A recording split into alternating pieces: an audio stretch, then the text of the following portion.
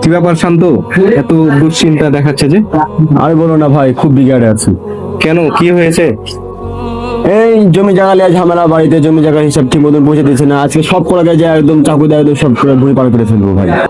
শোনো শান্ত, শক্তির জোরে যদি রিজিক পাওয়া যেত তাহলে বাঘ কখনো না খেয়ে থাকতো, আর চড়ুই পাখি কখনো রিজিকই পেত না। রিজিকের ফয়সালা আসমানে হয়, এই জমিনে নয়।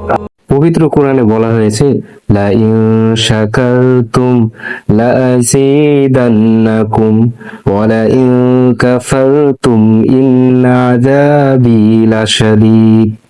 যদি তুমি শুকরিয়া আদায় করো তাহলে মহান আল্লাহ তাআলা আরো বাড়িয়ে দিবেন, দ্বিগুণ করে দিবেন। আর যদি তোমরা শুকরিয়া আদায় না করো তাহলে কঠিন আযাবে নিক্ষিপ্ত করবে।